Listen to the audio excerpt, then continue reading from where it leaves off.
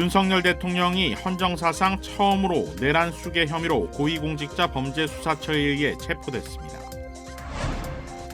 해외 언론들도 윤석열 대통령에 대한 2차 체포영장 집행 상황을 속보로 타전하며 높은 관심을 보였습니다.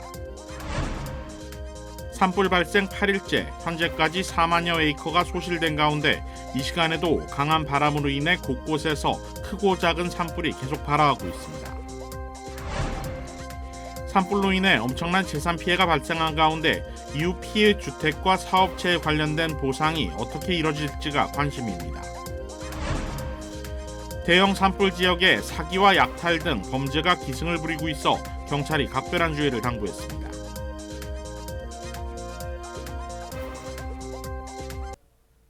시청자 여러분 안녕하십니까? KBS 아메리카 뉴스입니다. 첫 번째 소식은 한국 소식입니다. 고위공직자 범죄수사처 공수처가 오늘 윤석열 대통령을 체포했습니다. 윤 대통령은 48시간 동안 조사를 받게 됩니다. 공수처와 경찰 등으로 이뤄진 공조수사본부는 한국 시각 오늘 오전 10시 33분 윤 대통령에 대한 체포영장을 집행했다고 밝혔습니다. 윤 대통령이 탑승한 차량 행렬은 관절을 빠져나와 공수처로 이동했습니다. 공수처 청사에 진입한 윤 대통령은 입장을 밝히지 않고 청사 정문으로 들어가면서 모습은 보이지 않았습니다. 오늘 윤석열 대통령에 대한 2차 체포영장 집행 상황을 해외 언론들은 긴급 타전하고 있습니다. 김양순 기자가 보도합니다. 비상계엄을 선포했던 한국 대통령에 대해 체포영장이 재집행되고 있는 상황을 해외 언론도 속보로 전하고 있습니다. 미국 CNN은 긴급 뉴스를 통해 서울 한남동 관저에 공수처 차량이 도착하는 것이 목격됐다며 윤석열 대통령에 대한 두 번째 체포영장 집행이 이뤄질 것이라고 보도했습니다. 영국 BBC는 새벽 5시부터 윤 대통령이 머물고 있는 관저 앞에 여당인 국민의힘 의원들과 수천 명의 지지자들이 모여들고 있다며 공수처의 두 번째 체포영장 집행 시도를 속보로 전하고 있습니다. BBC는 국민의힘 의원들과 지지자들이 공수처의 영장 집행을 막아서며 대치하고 있는 사진을 보도하며 현장 상황을 전하고 있습니다. 로이터 통신 역시 한남동 관저 앞 상황을 CCTV로 전하며 국회에서 탄핵된 윤 대통령의 체포가 임박한 것으로 보인다고 보도했습니다. 로이터는 이어 윤 대통령이 몇 주 동안 서울 관저에 은둔해 있다며 헌법재판소의 재판 기일에 출석하지 않고 있다고도 전했습니다.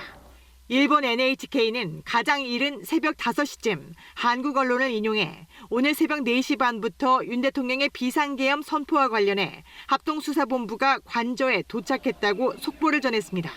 NHK는 이어 지난 3일에도 공수처가 영장 집행을 시도했지만 대통령 경호처의 방해로 집행하지 못했다며 경호처 측의 대응에 초점을 맞추고 있습니다. KBS 뉴스 김양순입니다.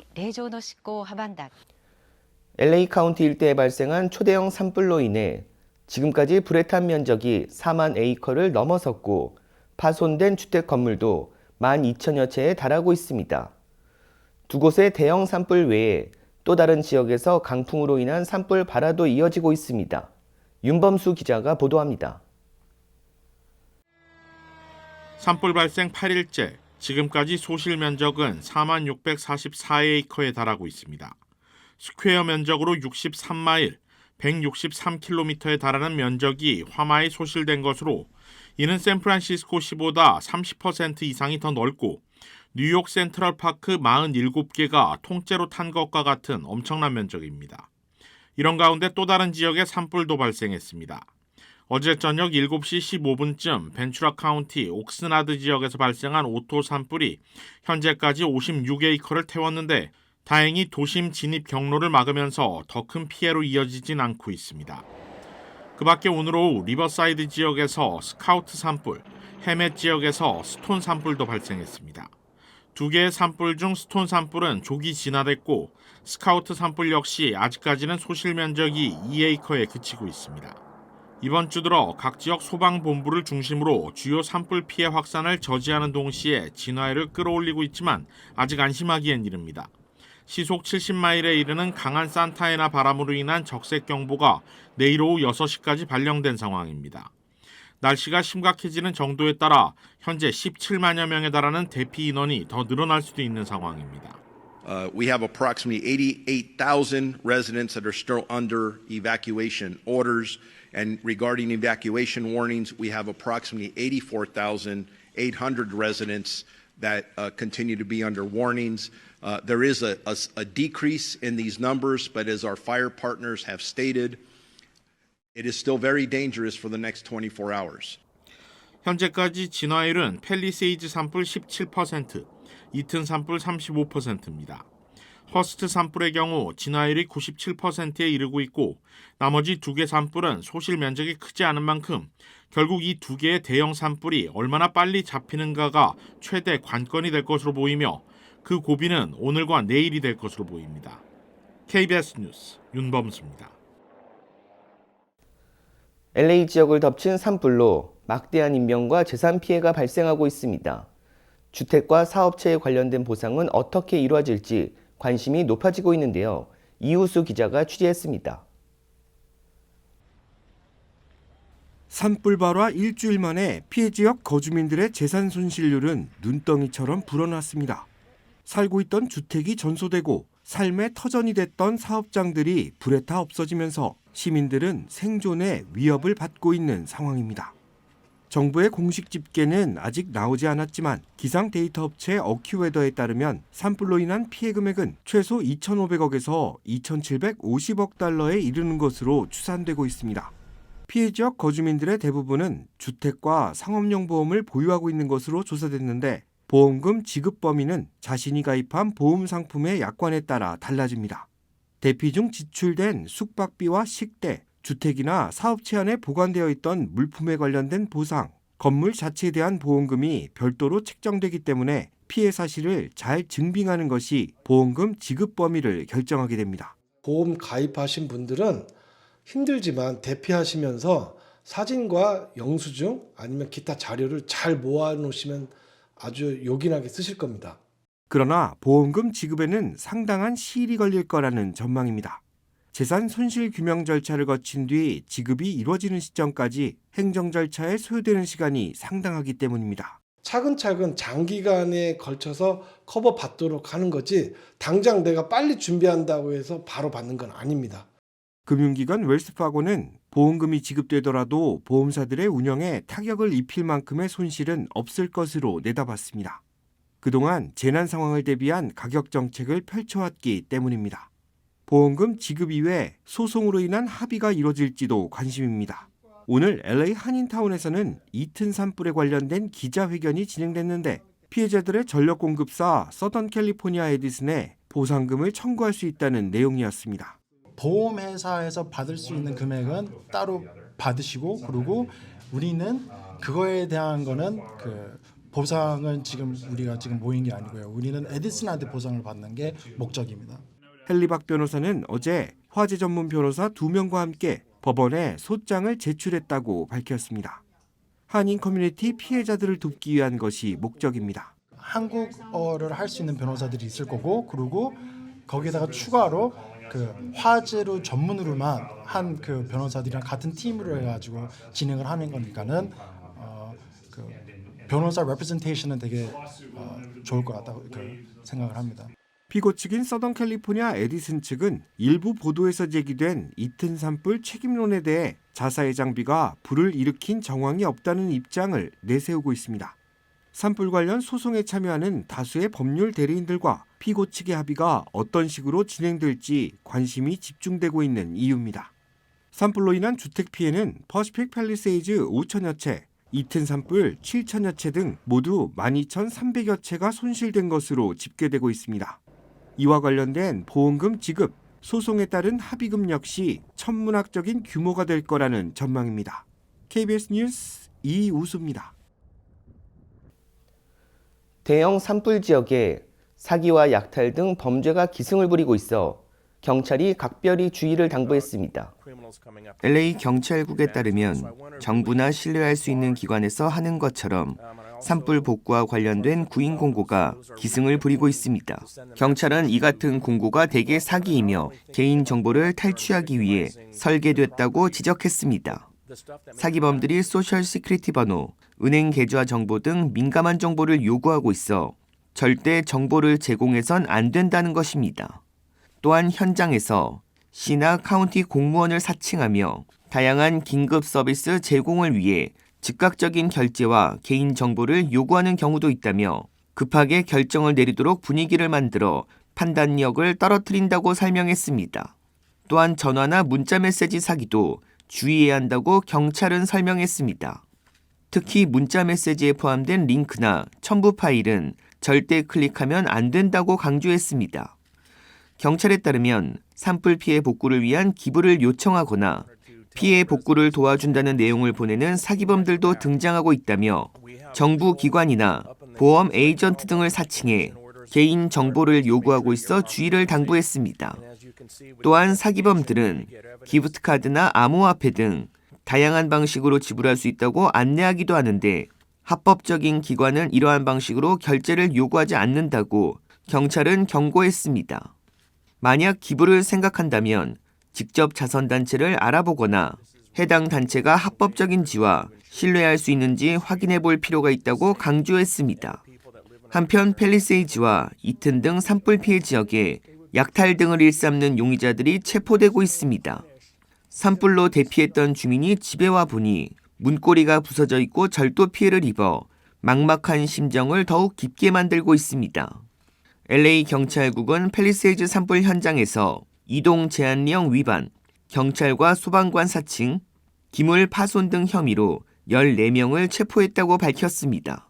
LA 카운티 셰리프국은 39명을 체포했다고 전했고 산타모니카 경찰은 40건의 체포 사례가 접수됐다고 밝혔습니다. 한편 이튼과 팰리세이즈 산불 지역은 약탈 우려로 오후 6시부터 오전 6시까지 통행 금지령이 내려져 있습니다. LA 경찰국은 LA 지역 산불 방화 혐의로 3명을 체포했다고 밝혔습니다. 짐 맥도넬 LA 경찰국장은 지난 며칠 동안 3명이 화재를 일으킨 혐의로 체포됐다고 오늘 밝혔습니다. 용의자 중 1명은 지난 12일 밤 노스 할리우드에서 바베큐용 라이터로 불을 지른 혐의로 현장에서 체포됐습니다. 이어 어제 벤나이스 블루버드 인근에서 불을 지르던 1명, 웨스트 LA 지역 샌 빈센테 블루버드 인근에서 쓰레기통에 불을 지르던 1명이 각각 방화 혐의로 체포됐습니다. 산불 피해자들에게 1인당 $770의 현금이 지급될 예정입니다. 조 바이든 대통령은 LA 산불 피해자들에게 1인당 $770씩 현금 지급을 발표하며 피해자들이 최소한 생활을 할 수 있도록 일회성 현금을 직접 지원한다고 발표했습니다. 극심한 산불로 심각한 피해를 입은 사람들에게 연방정부 차원의 즉각적인 지원으로 조 바이든 대통령은 백악관 LA 산불 브리핑에서 산불이 완전히 끝날 때까지 기다리다 돕지 않겠다며 그러기에는 산불 피해자들의 상황이 너무 좋지 않다고 언급했습니다. 지원금은 물과 아기 분유, 처방약 등 반드시 필요한 생필품을 살 수 있는데 도움이 될 것이라고 바이든 대통령은 말했습니다. 이번에 이재민들에게 지급되는 현금 $770는 연방 비상재난관리청 FEMA를 통해 이뤄집니다. FEMA에 따르면 지난주 긴급 지원 프로그램을 활성화해 6천여 명의 LA 산불 피해 이재민들이 등록했고 지금까지 약 $510만 달러가 지출됐습니다. 조 바이든 대통령은 이번 LA 산불 진화에 드는 비용을 앞으로 180일 동안 전액 연방정부가 부담할 것이라고 밝혔습니다. 조 바이든 대통령이 오는 20일 퇴임을 앞두고 오늘 인공지능 AI 관련 데이터 센터와 에너지 인프라 건설을 가속화하기 위한 행정명령에 서명했습니다. 바이든 대통령은 오늘 행정명령을 통해 에너지부와 국방부에 대규모 데이터 센터 설립을 위해 기업에 임대할 수 있는 연방정부 부지를 선정할 것을, 내무부의 새 데이터 센터를 지원하기 위한 청정 에너지 인프라 건립에 이용할 수 있는 토지를 파악할 것을 각각 지시했다고 백악관은 밝혔습니다. 바이든 대통령은 성명에서 이번 조치는 국가 경쟁력과 안보, AI 안전, 청정 에너지를 강화하는 것으로 차세대 AI 인프라를 구축하는 속도를 가속화할 것이라고 밝혔습니다. 새 행정명령은 풍력이나 태양열과 같은 재생에너지를 비롯한 전력 공급 시 발생하는 병목 현상을 줄이는 데 초점을 맞추고 있으며 이런 지시가 트럼프 2기 행정부에서 유지될지는 불투명하다고 AP통신은 보도했습니다. 트럼프 대통령 당선인은 바이든 행정부의 친환경 정책을 비판해왔습니다. 이 때문에 취임 시 상당 부분의 정책을 폐기할 가능성이 제기되고 있습니다. 트럼프 대통령 당선인의 취임을 앞두고 취업 이민과 가족 이민 영주권 문호가 전면 동결됐습니다. KBTV 전상희 기자가 보도합니다. 국무부가 발표한 2025년 2월 영주권 문호에 따르면 가족 취업 이민의 발급, 접수 가능일 모두 동결됐습니다. 1월 문호에서 한 달 진전했던 가족 이민, 시민권자 성년, 미혼자녀 1순위의 비자 발급 우선 일자는 2015년 11월 22일로 유지됐습니다. 가족 이민 1순위 접수 가능 우선 일자는 2017년 9월 1일입니다. 가족이민 영주권자 직계가족 2A 순위의 경우 비자 발급 우선 일자는 2022년 1월 1일이며 접수 가능 우선 일자는 2024년 7월 15일입니다. 가족이민 영주권자 21세 이상 성년 미혼자녀 2B 순위 역시 1월에는 소폭 진전했지만 2월에는 동결입니다. 비자 발급 우선 일자는 2016년 5월 22일, 접수 가능 우선 일자는 2017년 1월 1일입니다. 이외에 가족이민 3순위와 4순위 문호도 제자리 걸음을 했습니다. 취업이민 2순위, 석사학위 소지자 또는 5년 경력 학사학위 소지자의 비자 발급 우선 일자는 2023년 4월 1일이며 접수 가능 우선 일자는 2023년 8월 1일로 기존 상태를 이어갔습니다. 취업이민 3순위 숙련직의 비자 발급 우선 일자 역시 2022년 12월 1일로 동결됐습니다. 3순위 숙련직의 접수 가능 우선 일자는 2023년 3월 1일입니다. 3순위 비숙련 문호의 경우 비자 발급 우선 일자는 2020년 12월 8일, 접수 가능 우선 일자는 2021년 5월 22일로 답답한 흐름을 이어가고 있습니다. 취업 이민 중에 1순위와 5순위만 비자 발급과 접수 가능 우선 일자 모두 오픈 상태를 유지하고 있습니다. 취업 이민 4순위 종교 이민 문호는 동결됐습니다. KBTV 뉴스 전상입니다. 악명 높은 베네수엘라 갱단이 콜로라도의 한 아파트를 점거해 아파트가 폐쇄됐습니다. KBTV 기련민 기자입니다. 콜로라도 아우로라에 위치한 에찌엘로리 아파트 단지에서 최근 일어난 폭력 사건들로 인해 폐쇄 명령이 내려졌습니다. 이 아파트 단지는 베네수엘라 출신의 악명 높은 갱단인 트렌드 아라과가 장악하며 범죄가 급증했습니다. 2013년 9월 이후 강력 폭력 범죄와 무장강도, 납치 사건이 60건 이상 발생했으며 이로 인해 소유주들은 즉각적으로 아파트 폐쇄를 요청했습니다. 당국은 아파트 단지가 갱단 폭력과 약탈의 온상이 되었으며 상황이 통제 불능 상태라고 지적했습니다. 문제의 아파트에서 발생한 사건들 중에는 무장한 갱단원들이 주거지에 침입해 주민들을 폭행하고 고가의 물품을 강탈하는 사건도 있었습니다. 현재 아파트에 거주 중인 60세대의 세입자들은 이주 여부가 결정되지 않았지만 아라파우 카운티는 이들을 지원할 방법을 논의하고 있습니다. 또한 지난해 말에는 갱단이 자동 소총과 장총을 소지한 채 무단으로 아파트에 침입한 영상이 공개되며 논란이 일었습니다. 이 사건에 대해 도널드 트럼프 대통령 당선인은 불법 체류자들을 추방하겠다고 언급하며 강력히 비판했습니다. 당국은 이번 사건에 연루된 모든 용의자를 반드시 체포하고 사회 정의를 실현할 것이라고 다짐했습니다. 현재 상황은 주민들의 안전을 심각하게 위협하고 있으며 아파트 단지에 폐쇄 명령이 내려진 것은 이러한 폭력 사건들이 더 이상 확산되는 것을 막기 위한 조치로 볼 수 있습니다. KBTV 뉴스 길련민입니다. 연방항공청 TSA는 오는 5월 7일부터 리얼 아이디 법에 따른 신분증 규정을 시행한다고 발표했습니다. 이번 최종 규정은 상업항공기 탑승이나 연방시설 출입, 원자력 발전소 출입 시 리얼 아이디 보안 기준을 충족하는 주 발행 운전면허증 또는 신분증이 필요하다고 TSA는 밝혔습니다. 운전면허증이나 주 발행 신분증을 주요 신분 확인 수단으로 사용하는 국민들은 반드시 리얼 아이디 요건을 충족하는지 확인해야 한다고 권고했습니다. 모든 주는 현재 리얼 아이디 요건을 충족하는 운전면허증과 신분증을 발급 중이며 TSA는 국민들이 공항 보안 검색대에서 지연을 피할 수 있도록 2025년 5월 7일 이전에 리얼 아이디 준수 신분증을 준비할 것을 강력히 권고했습니다. 스타벅스는 오는 27일부터 주문하지 않는 고객에게 화장실 출입을 금지한다고 밝혔습니다. 월스트리트 저널에 따르면 스타벅스는 이 같은 내용의 매장 이용 관련 새로운 행동 강령을 이달 안에 발표, 시행할 예정입니다. 이는 7년간 이어져 온 개방화 정책을 뒤집는 것입니다. 이는 북미 지역 만여 개 매장에 해당되는 것으로 스타벅스는 새로운 행동 강령에서 괴롭힘, 폭력, 위협적 언어, 외부 음주, 흡연 등 매장 내 물품 이용을 금지한다는 내용을 표지판에 공지할 예정입니다. 스타벅스 북미 지역 담당자는 스타벅스 유료 이용 고객이 깨끗하고 안전한 환경을 필요로 한다며 직원들도 개방적인 현재 접근 방식을 우려하고 있어 행동 강령, 변경 배경을 설명했습니다.